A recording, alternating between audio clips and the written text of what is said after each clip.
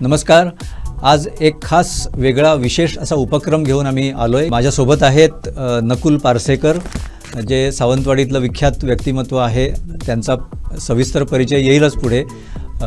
पारसेकरजी, तुमचं स्वागत. नमस्कार. आजचा विषय असा आहे की सुरेश प्रभू हे नाव कोकणातल्या, भारतातल्या किंवा आशियातल्या किंवा जगभरातल्या लोकांना सांगायची, वेगळा परिचय करून देण्याची काही गरज नाही आहे. त्यांचं कार्य सामाजिक, राजकीय आणि सगळ्या अंगांनी त्यांचं कार्य जे आहे ते एवढं विस्तृत आहे की त्यांना असा एका मर्यादेत किंवा एका बंधनात त्यांचा परिचय करून देणं हे अशक्य कोटीतली गोष्ट आहे. परंतु हे अशक्य कोटीतलं कार्य ह्या पारसेकर यांनी एका पुस्तकात बांधायचं काम केलं आहे, एका ग्रंथात बांधायचं काम केलं आहे.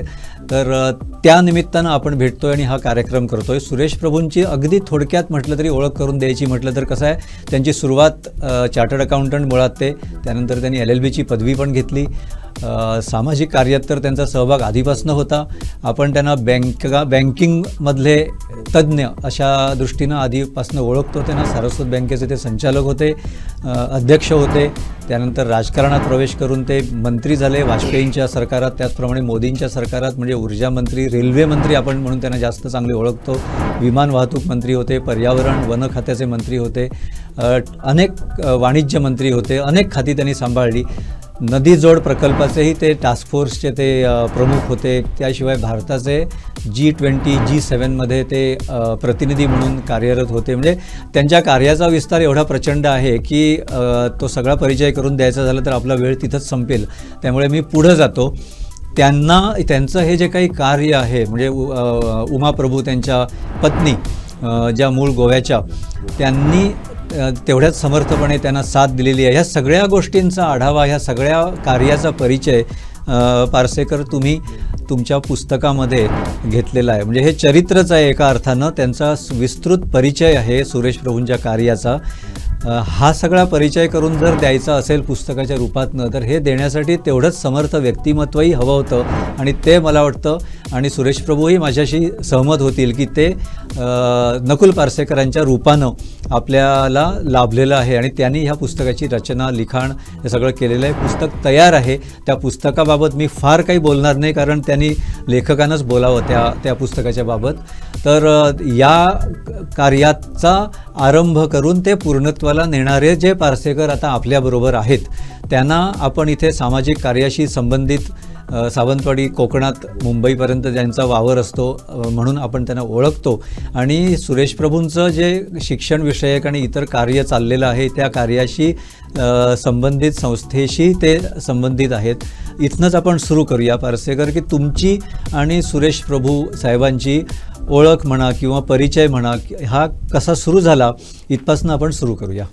सगळ्यात महत्त्वाची गोष्ट ही आहे की मला प्रामाणिकपणे हे नमूद करावं लागेल की कर्तृत्वाने हिमालयाची उंची गाठलेल्या एका व्यक्तिमत्वावर त्यांचं ते सगळं कर्तृत्व, त्यांचा तो सगळ्या राष्ट्रीय आणि आंतरराष्ट्रीय स्तरावरचा सगळ्या क्षेत्रातला वावर, प्रचंड ज्ञान, हा जो आवाका आहे, हा आवाका शब्दबद्ध करणं हे फार मोठं काम माझ्यासाठी होतं. आणि ते थोडंफार करण्याचा मी प्रयत्न केला आहे. मी अशा प्रकारचा विषय असा मांडणारच नाही की मी कोणीतरी प्रतिभावंत साहित्यिक आहे, विचारवंत आहे. पण मला असं भावलं की आजच्या राजकीय आणि सामाजिक परिस्थितीत जी काही वेगवेगळ्या कारणामुळे नकारात्मकता निर्माण झालेली आहे, अशावेळी आपल्याला सुरेश प्रभूसारखे दीपस्तंभ दिसत आहेत की ज्यांच्यापासून प्रेरणा घेऊन आजच्या युवकांनी काहीतरी सकारात्मक विचार करावा, समाजाचा करावा, आपल्या राज्याचा करावा, राष्ट्राचा करावा, या उद्देशाने मी हा केलेला प्रयत्न आहे. अर्थात तो प्रयत्न कितपत यशस्वी झाला ते पुस्तक वाचकांच्या हातात पडल्यावर ते आपल्याला त्याचे चाचपणी घेता येईल. परंतु तुम्ही जो प्रश्न विचारला की सुरेश प्रभू हे तुमच्या संपर्कात कसे काय आले, मला आठवतं साधारण 30 वर्षापूर्वी माणगावमध्ये जे हेगडेवार प्रकल्प आहे राष्ट्रीय स्वयंसेवक संघाचा, त्या प्रकल्पाच्या एका कार्यक्रमासाठी सन्माननीय सुरेश प्रभू आलेले होते. आणि त्यावेळी त्यांची माझी पहिली भेट होती. योगायोगानं त्यावेळी मी भारतीय मजदूर संघाचं काम करत होतो. त्यावेळी भारतीय मजदूर संघाचा जिल्ह्याचा सरचिटणीस होतो. आणि त्यावेळी स्वदेशीचा कन्सेप्ट घेऊन, स्वदेशीचा नारा घेऊन त्या चळवळीत आम्ही उतरलेलो होतो. आणि त्या अनुषंगाने तो कार्यक्रम होता. जेव्हा या ठिकाणी 1996मध्ये डंकेल प्रस्ताव वगैरे किंवा खुली अर्थव्यवस्था वगैरे हे जे विषय आले, त्या अनुषंगाने तो कार्यक्रम होता. सरस्वती पुत्र कसा असावा, ज्याच्याकडे प्रचंड ज्ञान कसं असावं, हे मी त्यांच्या त्या पहिल्या माणगावच्या व्याख्यानामध्ये अनुभवलं. आणि एक वेगळी ऊर्जा माझ्यामध्ये निर्माण झाली की हे सुरेश प्रभू हे एक वेगळं रसायन आहे. योगायोगानं त्या ठिकाणी असाही एक कार्यक्रम होता की कार्यक्रम संपल्या किंवा कार्यक्रम सुरू असतानाच काही जे तिथले बुद्धिजीवी किंवा जे काही कार्यकर्ते, सामाजिक कार्यकर्ते, शैक्षणिक क्षेत्रातली काही कार्यकर्ते उपस्थित होते, त्यांनी त्यांच्याबरोबर एक इंटरॅक्शन ठेवलेलं होतं की तुमचे काही प्रश्न समस्या असतील तर या संदर्भात विचारा.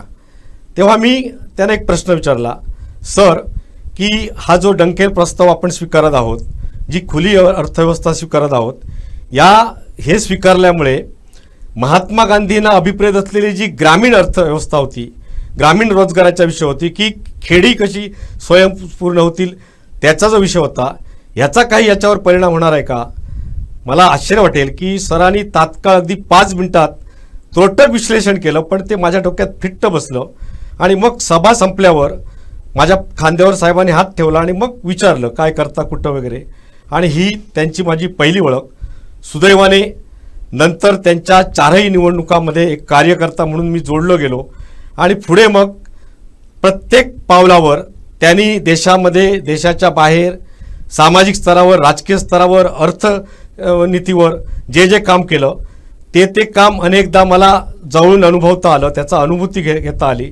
आणि म्हणून मला असं वाटलं की माननीय सुरेश प्रभूंच्यावर काहीतरी एक 4 शब्द लिहावेत, म्हणून मी हा प्रामाणिक प्रयत्न पांढऱ्यावर काळा करण्याचा केलेला आहे. तुमची सुरुवात जी झाली तुम्ही सांगितलीत पारसेकर साहेब की त्यांची त्या कार्यक्रमाच्या वेळेला तुम्ही तिथे प्रेक्षक म्हणून होता आणि तुम्ही एक प्रश्न विचारला आणि त्यातनं त्यांनी जे काही प्रभूसाहेबांनी जे काही उत्तर दिलं, त्या उत्तरातनं तुम्हाला तो माणूस पहिल्यांदाच दिसला, तो कळला, अशा दृष्टीनं तुमची सुरुवात झाली. आणि नंतर तुमचे पुढे एक दीर्घ संबंध तुमचे प्रस्थापित झाले. ह्या सगळ्या प्रवासात तुम्ही जशी सुरेश प्रभूंच्या कार्याची सुरुवात एक सामाजिक कार्यापासून होऊन, बँकिंगपासून होऊन मग राजकारणापर्यंत जाऊन ते पोहोचले, तसंच कुठंतरी थोडासा म्हणजे तुमची सुरुवात तशीच वैयक्तिक स्तरावर तुम्ही थोडंफार सामाजिक कार्य आपल्या परीनं जेवढं होतं आहे, तुम्ही अटल प्रतिष्ठानच्या माध्यमातूनही तुम्ही काम करता. म्हणजे कुठेतरी धागेदोरे जुळण्यासाठी हेही तुमचं कामाचा जो काही प्राधान्यक्रम आहे, हेही कुठेतरी कामी आले असतील.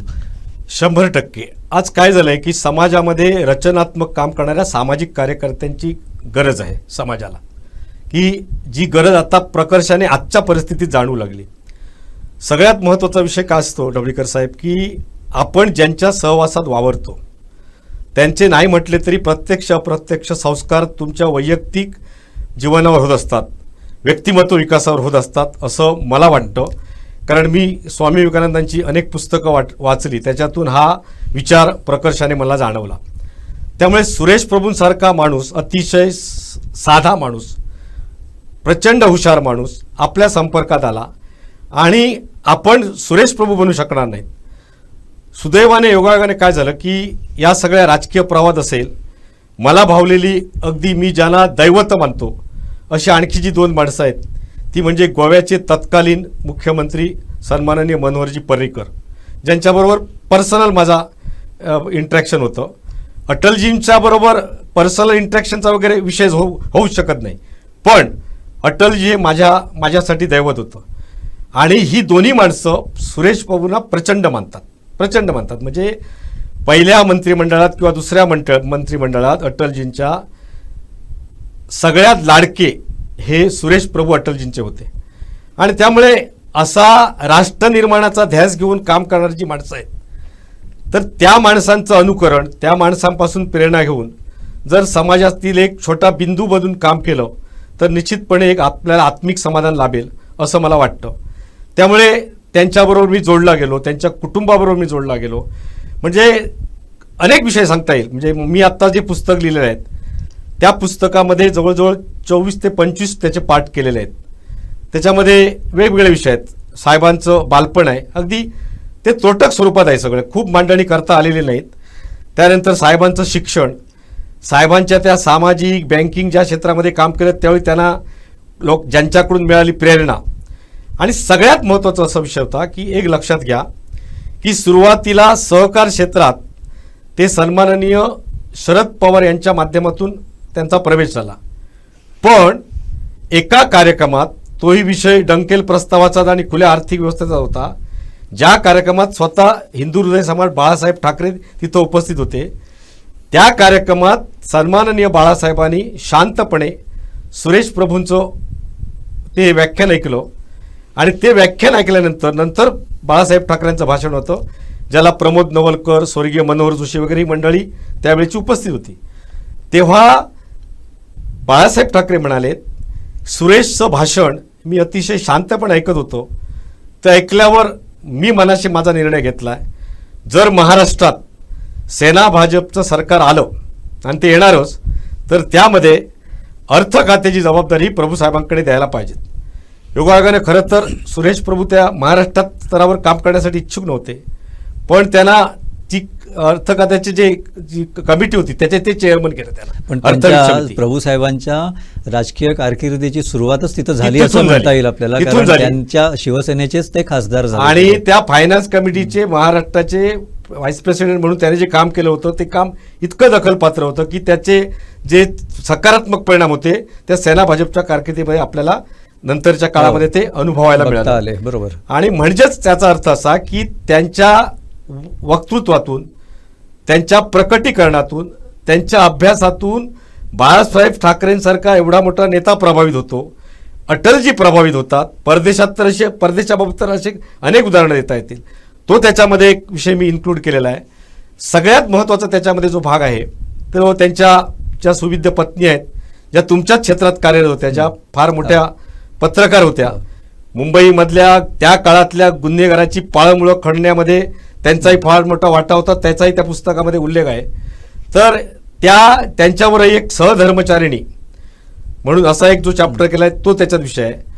बऱ्याच जणांना माहीत असेल, आणि या प्रभू कुटुंबियांना त्याची सवय नाही की पब्लिसिटीची, एखाद्या विषयाची पब्लिसिटी करावी. मी त्याच मुद्द्याकडे येणार होतो की सुरेश प्रभूंचं कार्य एवढं मोठं आहे, परंतु ते कधीही स्वतःबद्दल, स्वतःच्या प्रकल्पांबद्दल मी हे केलं, मी ते केलं असं कधीही, म्हणजे प्रसिद्धी परांमुख, प्रसिद्धी वाचून किती दूर असावं माणसानं, आणि फक्त आपल्या कार्यालाच वाहून घेतलेलं कसं असावं याचाही एक आदर्श. म्हणजे हा आजच्या राजकारणात हा किती मोठा गुण. म्हणजे एखाद्या प्रकल्पाचं उद्घाटन छोटंसं काहीतरी करायचं आणि त्याचा मोठा गवगवा करायचा, हे आज जे काही चाललेलं आहे त्याच्या पार्श्वभूमीवर मला वाटतं की सुरेश प्रभू एक राजकीय नेता किंवा एक सामाजिक नेता म्हणून खूप वेगळे ठरतात. अगदी हे बरोबर तुम्ही अगदी नमूद करता 100% की अशा तऱ्हेनं त्यांचं कार्य झाल्यामुळेच मला वाटतं आज समाजात त्यांना चांगलं मानणारा वर्ग आहे. आणि जो असा वर्ग आहे की जो नैतिकतेचा विचार करतो, ज्यांच्याकडे नैतिक अधिष्ठान अशी सगळी माणसं,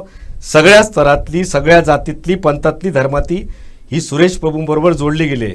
तुम्हाला आश्चर्य वाटेल की दिवसाला साधारण कमीत कमी देशभरातून, जगातून साहेबांच्या बाबतीत सकारात्मक मेसेज, साहेबांच्या कार्याचा आदर करणे, साहेबांच्या कार्यकर्त्याला सलाम करणारे असे हजारो मेसेजेस असतात. म्हणजे त्याचं पुस्तक छापायचं झालं तर केवढा मोठा प्रखंड होऊ शकेल, त्याचाच एक मोठा ग्रंथ होऊ शकेल. ते मी माझ्या पुस्तकात मेन्शन केलेलं आहे. त्यांचा आता मुलगा आहे ना, तो मुलगा सुद्धा इंटरनॅशनल लेवलवर फार मोठ्या प्रमाणात काम करतोय.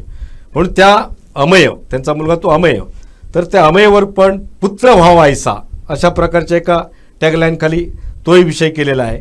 त्याने आतापर्यंत जेवढे पोर्टफोलिओ सांभाळले, म्हणजे राष्ट्रीय राजकारणात केंद्र सरकारचे मंत्री म्हणून, त्या प्रत्येकामध्ये जेव्हा जेव्हा त्यांना संधी मिळाली, कधी 1.5 वर्षाची संधी, कधी 2.5 वर्षाची, कधी 2 वर्षाची संधी, त्या तेवढ्या अगदी शॉर्ट पिरियडमध्ये त्यांनी जे काही आमूलाग्र बदल त्यावेळी केलेले होते त्याचे सकारात्मक परिणाम हे आज आपल्याला अनुभवायला मिळते. आज जी वीज टंचाई नाही आहे, विजेचा मोठ्या प्रमाणात जी सुलभता आहे, त्याचा पाया हा सुरेश प्रभूंनी या देशाचे ऊर्जा मंत्री असताना घातलेला आहे. निश्चित हा. मला वाटतं की ऊर्जा आणि रेल्वे मी म्हणेन ही दोन खाती त्यांनी म्हटलं तर खूप दीर्घकाळ असं सांभाळली असं नाहीये, पण त्यांनी जो काही तिथे पायाभूत काम त्यांनी जे केलं, आज रेल्वेतनं प्रवास करताना, अर्थात त्यानंतर मग इतरही मंत्री झाले मोदी सरकारमधले, रेल्वेकडे बरंच लक्ष दिलं गेलं, पियुष गोयल आणि इतर मंत्र्यांनी, पण त्याचा पाया सुरेश प्रभूंनी घातला. आणि ऊर्जा म्हणजे गोव्यासारख्या छोट्या राज्यापासून ते महाराष्ट्रासारख्या मोठ्या राज्यापर्यंत प्रत्येक राज्यांमध्ये आज जो विजेचा प्रश्न सुरळीत प्रश्न नाहीये, विजेचा विषय सुरळीत चालतो. मला वाटतं की त्याचं पायाभूत काम हे प्रभू साहेबांनी तेव्हा केलं. एक मला या ठिकाणी आवर्जून उल्लेख करावा लागेल. आमच्या मालवणीमध्ये एक म्हण आहे की लागीची होकाल कुरडी, म्हणजे आपल्या माणसाचं महत्त्व आपल्याला कळत नाहीत, पण सुरेश प्रभूंना आंतरराष्ट्रीय स्तरावर, म्हणजे माझ्याशी त्यांनी जी माहिती शेअर केली आणि मी जी माहिती सर्च करून काढली त्याप्रमाणे कमीत कमी 120 देशापेक्षा जास्त देशात त्यांचा प्रवास झालेला आहे. आणि हा प्रवास असा पर्यटन म्हणून नाही, तर साहेबांना परदेशामध्ये वॉटर मॅनेजमेंट असेल, ग्लोबल वॉर्मिंग असेल, एन्व्हायरमेंट असेल, एम्प्लॉयमेंट जनरेशन असेल, किंवा आत्ता सगळं हे AI वगैरे हे सगळ्यात नवीन तंत्रज्ञानाचे विषय असतील, याच्यासाठी सन्मानाने लेक्चर देण्यासाठी गेस्ट लेक्चरर म्हणून बोलावलं जातं. एवढी ताकद आहे. तुम्हाला एक किस्सा सांगतो. ते देशाचे हवाई उड्डाण उद्योग आणि मला वाटतं कॉमर्स मिनिस्टर होते. योगायोगाने मी दिल्लीला गेलेलो होतो. मी साधारण एक 3-3.5 तास त्यांच्या केबिनमध्येच बसलेलो होतो, त्यांच्या शेजारीच. आणि बाहेर ना परदेशातून विविध देशाची काही डेलिगेशन आलेली होती. आणि महत्त्वाची गोष्ट अशी की कार्बन क्रेडिट हा सुद्धा विषय ती लोक घेऊन आलेले होते. आणि त्यावेळी ती जी माणसं आलेली होती ती माझ्या चिकित्सक स्वभावाप्रमाणे मी त्यांना विचारायचो, म्हणजे कुठून आलात, काय असं वगैरे. तर ते एक सांगायचे. ते आत यायचे, अवघ्या 5 मिनिटात साहेब त्यांना आपल्या भाषेत रेमेडी द्यायचे. त्यांचं ते कन्व्हर्सेशन टोटल इंग्लिशमधून चालायचं आणि रेमेडी द्यायचे. ते इतके खुश होऊन जायचे की अरे काय, म्हणजे ज्या गोष्टीसाठी आम्ही धडपडत होतो ज्याची नेमकी रेमेडी काय, ही आम्हाला मुळात ह्याच्यात किती विषय आहे, याच्यात मुळात ती समस्या समजायला पाहिजे. ते तो तर जगजाहीर आहे. तुम्ही मगाशी 2 नावांचा उल्लेख केला की वाजपेयी, अटल बिहारी वाजपेयी आणि मनोहर पर्रिकर. त्याच्यात पर्रिकरांचं असंच बोललं जायचं की त्यांचं ग्रास्पिंग समजून घेण्याची क्षमता आणि त्यात, आणि मला वाटतं सुरेश प्रभू साहेबांच्या समजून घेण्याच्या क्षमतेत काही कमी जास्त करता येण्यासारखं नाहीये. ते पटकन ते समजून घ्यायचं आणि समस्या सांगणाऱ्याची समस्या सांगून पूर्ण व्हायच्या आत त्याला काहीतरी उत्तर द्यायचं, तोडगा काढायचा, आणि तो तोडगा त्या समोरच्या माणसाला पटतो, मान्य होतो. हे वैशिष्ट्य तुम्ही सांगताय ते बरोबर आहे. म्हणजे हे आम्हीही बघितलंय मीडियातनं काम करताना की प्रत्येक प्रश्नाला त्यांच्याकडे उत्तर असायचं, पण त्या उत्तराचाही फार गवगवा कधी ते करणार नाही. शांतपणे ते उत्तर घेऊन तो माणूस जाईल आणि त्याच्या प्रकल्पावर काम करेल आणि तो प्रकल्प आरामात तो चालू होईल किंवा सुरू. हे वैशिष्ट्य, म्हणजे जे अनेक वैशिष्ट्य त्यांच्या स्वभावाची आहे त्यातलं हे एक महत्वाचं वैशिष्ट्य. आणखी एक मला ऍड करावं लागेल की आता देशातच नव्हे तर संपूर्ण जगभरामध्ये ग्लोबल वॉर्मिंग आणि सगळ्या पर्यावरणाचे विषय झपाट्याने निर्माण झालेत की आपल्या देशाच्या राजधानीत श्वास घेणं मुश्किल झालेलं आहे. पण हा माणूस एवढा दूरचा विचार करणारा, दूरदृष्टी असणारा आहे की सस्टेनेबल डेव्हलपमेंट, शाश्वत विकास हा या माणसाचा मूळ आत्मा आहे. आपण जो बांबू म्हणतो ना, बांबू या विषयाचं आता ग्लोबलायझेशन जे झालेलं आहे, जागतिक स्तरावर या बांबूला जे फार मोठं महत्त्व अधोरेखित केलेलं आहे, त्याचे खरे जनक हे सुरेश प्रभाकर प्रभू आहेत. तुम्हाला एक साधी गोष्ट सांगतो की साधारण 25 वर्षापूर्वी हे मोहन होडावडेकर किंवा संजू करपी जी माणसं आत्ता या प्रक्रियेमध्ये जोमात काम करत आहेत बांबू चळवळीमध्ये, ज्याच्यामुळे या सिंधुदुर्ग जिल्ह्यात आज नाही म्हटलं तरी हजाराच्या दरम्याने ग्रामीण रोजगार निर्माण झालेले आहे. फॅक्ट आहे, जो कुडाळमध्ये सगळे प्रोजेक्ट सुरू आहेत. तर ह्या 2 माणसांना हेरून साहेबांनी त्यावेळी या बांबूला एक व्हॅल्यू ॲडिशन आणि रोजगार ही कन्सेप्ट म्हणून त्यांनी विषय सुरू केला. आणि त्यामुळे मुळात असं की बांबू ही वनस्पती की गवत, वनस्पती असेल तर ते फॉरेस्ट खात्याचे सगळे रूल ॲप्लिकेबल होतात, मग ते गवत आहे अशा प्रकारचा विषय करून संसदेमध्ये 2014 ते बिल पास करण्यात आलं. आणि त्या अनुषंगाने आत्ता बांबू हे गवत आहे, त्यामुळे तुम्हाला ट्रान्सपोर्ट मिनिस्टरचे काही विषय येत नाहीत. आणि आता तर महाराष्ट्र सरकारने बांबू लागवड हा विषय अगदी आपल्या अजेंडावर घेऊन त्याची कार्यवाही सुरू केलेली आहे. त्यामुळे बांबूच्या बाबतीत देशात आणि जागतिक स्तरावर आज जे सगळे मोठ्या प्रमाणात सगळ्या दृष्टीनं, आर्थिक दृष्टीनं असतील, गोरगरिबांचं आर्थिक जीवन उंचावण्याचा विषय असेल, तर त्या सगळ्या संदर्भात त्याचं श्रेय हे फक्त सुरेश प्रभू याच माणसाच्या दूरदृष्टी विचारानं जातं. हे जे काही कार्य आहे ना, हे सुरेश प्रभू स्वतः कधीच सांगणार नाही कधीच मी नाही हे केलं ते केलं, मगाशी मी म्हटल्याप्रमाणे.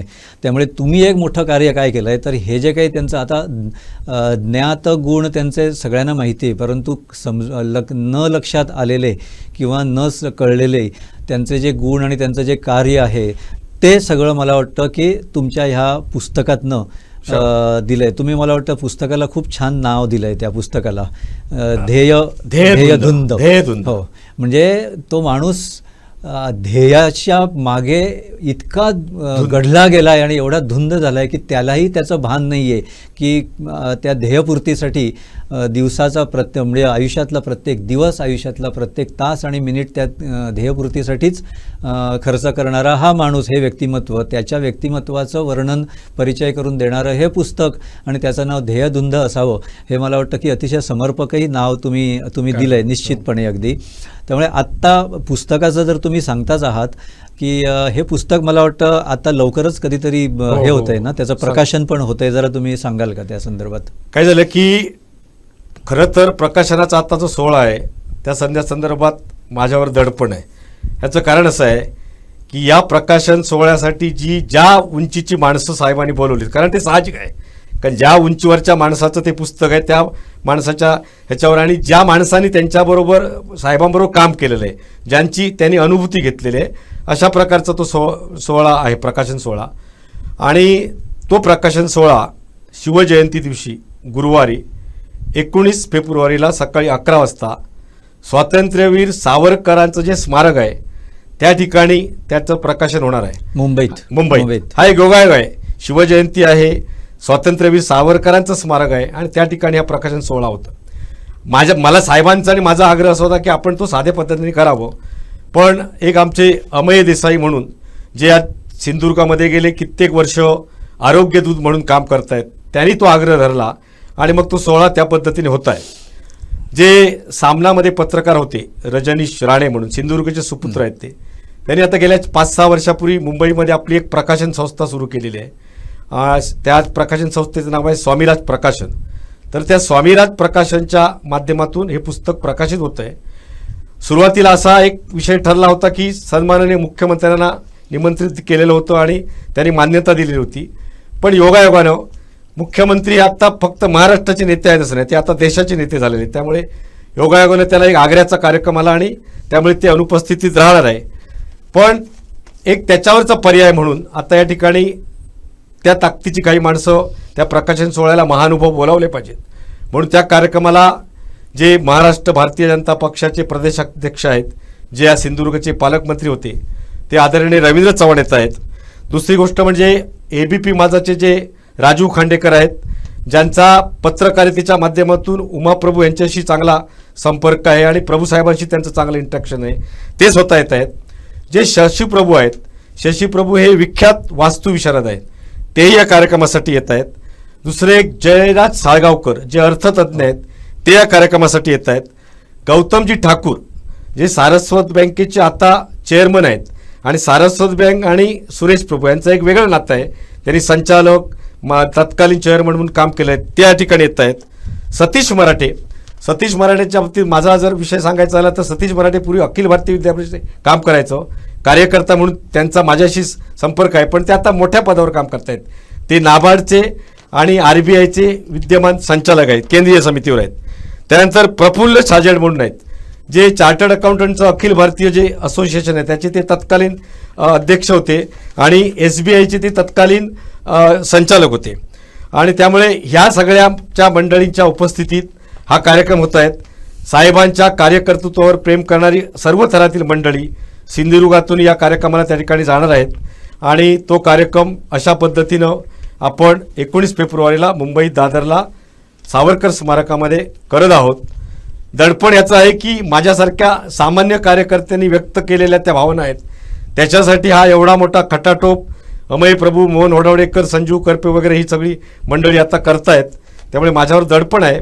पण ठीक आहे, तुमच्या सगळ्यांच्या आशीर्वादाने हा विषय चांगल्या पद्धतीने होईल असा मला विश्वास वाटतो आणि त्यासाठी आमचे प्रयत्न सुरू मला आहेत. वाटतं पारसेकरजी तुम्ही ह्या कार्यक्रमाचं दडपण घेण्याचं अजिबात काही कारण नाही आहे, कारण त्याच्या मागे मुळात तुमच्या ह्या प्रकल्पाच्या मागे जी एक शक्ती हवी होती ती शक्ती तुमच्या प्रेरणे म्हणजे सुरेश प्रभूंकडनं तुम्ही घेतलेल्या प्रेरणेतनंच ती शक्ती तुमच्यामध्ये ऑलरेडी आलेली आहे.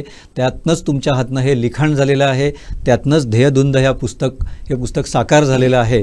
आणि तुमच्या ह्या प्रकाशनाच्या कार्यक्रमाला निश्चित सगळ्यांच्या शुभेच्छा असतील. आमच्या कोकणसाच्या वतीनेही तुम्हाला तुमच्या पुस्तकाच्या प्रकाशन कार्यक्रमाला, त्याचबरोबर पुस्तकाच्या जी मोहीम तुम्ही हाती घेतलेली आहे त्याच्या यशस्वी होण्यासाठी, पुस्तकाच्या प्रसारासाठी तुम्हाला शुभेच्छा, मनपूर्वक शुभेच्छा.